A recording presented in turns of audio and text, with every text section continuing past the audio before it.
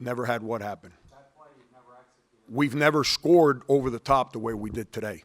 You know, we scored against Oklahoma. We hit the guard in the middle, and he dribbled, and the guy from the wing sucked in, and we hit, and Rodney Magruder made a three at the end of the half against Oklahoma. I remember like it was yesterday, and the one in high school. But over the top like that, it's the first time we do that, yes. Who's that? Yeah. Yeah, no doubt.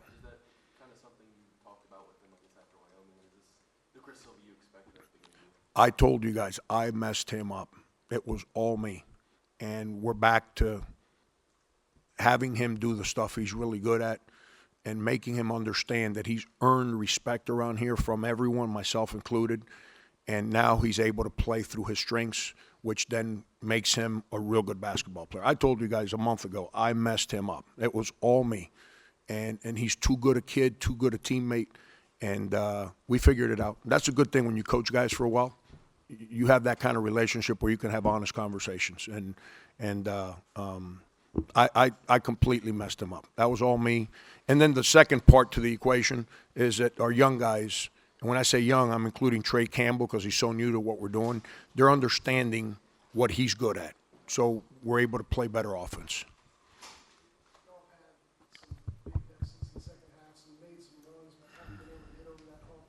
Yeah. Our defense.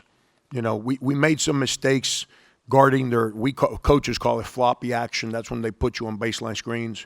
Keyshawn made some mistakes, and we gave them threes in a situation where we should not have given them threes, which gave them the opportunity to get away from us. But I thought we were defending. Outside of that, I thought we were defending pretty good. Turnovers was our biggest problem. You know, I think we managed that better in the second half, but that was our biggest problem. That's what I worried about, being able to come back because the way we were turning the ball over, I was concerned. I think what happened at the end of the first half gave our guys confidence to be able to do it in the second half. But defensively, I thought we played pretty well. If we would have gotten some defensive rebounds the last 4 or 5 minutes of the game, I'm not saying we win going away, but it doesn't become the adventure that it became. We gave them too many offensive rebounds coming down the stretch. But John,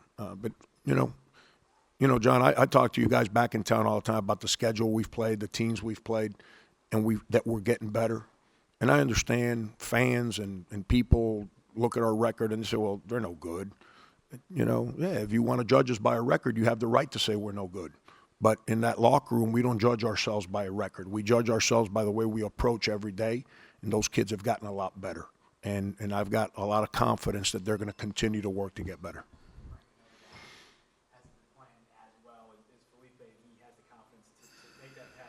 Yeah. Kind of last second, where was he kind of mentally in this game, this last stretch of play for you? Felipe is struggling with physicality. I'm just being totally honest with you. He struggles with physicality. It's not something that he grew up used to.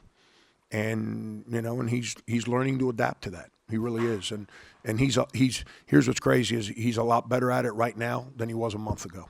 And he's going to keep working at it. I'm going to keep challenging him to get better at it and just accept that it's part of the game and not run away from it. But Felipe is a very intelligent player, And I have to do a better job of putting him in places where he can make shots and make passes because he really understands how to do those two things. Yeah, not in practice. Mike's the guy I usually have make that pass.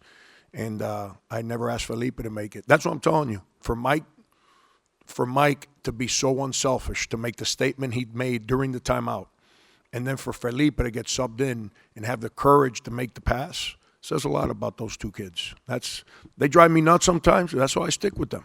They're real good dudes. They have a lot of courage and a lot of character.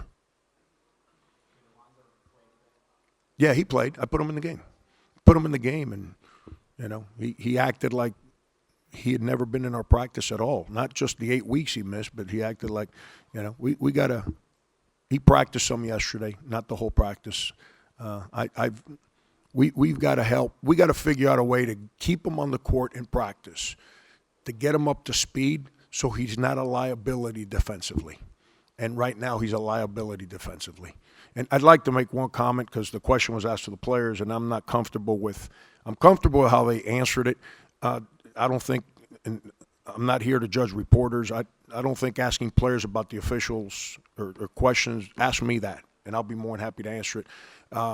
The game was officiated the right way.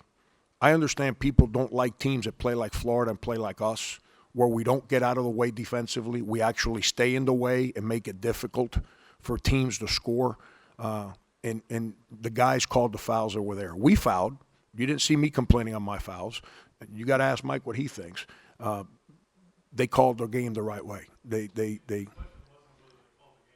Yeah, I heard the way it was, but ask me that. Don't ask them that. Which is right. You're right. Those games there's no flow. You're right. I'd rather you ask me that one. Because Chris, obviously his English isn't the greatest. As hard as he's worked to get at it, I wouldn't want something to come out the wrong way, and now he ends up with an egg on his face the way I did last year. But if you go back and look at all our games since I've been to South Carolina, outside of my first year, where we came here, we scored at the buzzer at halftime to be down 107-10. And I told Billy, come on, man, play someone else. Every game Mike and I've played has been an absolute street fight of a game. And it's because his guys don't get out of the way and my guys don't get out of the way. And so it makes for a real hard game. And so thank you, guys. Any questions? Anything? Yep. Yeah. They were great. And then Florida went to the 1-3-1 zone where we ran the shot clock out, and we ran action to put our two fifth-year senior guards up top against their zone, and they both kind of froze on me. We just dribbled the shot clock out. But Trey's getting better. Once again with Trey, over Christmas, he took a deep breath, came back, and I think I'm doing a better job of helping him, and he's doing a better job of doing what he's asked to do, which allows the marriage to work a little better. But Sonny's grown up a lot. You guys that cover our team, me and he, we've had our roller coaster ride. He's grown up a lot, and he's grown up as a kid and as a player, which is allowing him to then have success and allow his team to have success. And and that's a credit once again to him that some guys never buy in. Well, he's starting to buy in, and it's never too late. I don't care what you do in life or how old you are. It's never too late to buy in, and he's starting to figure it out. So, yeah, both of those guys were big time in the first half. Thanks, everybody. Thank you. Appreciate you guys.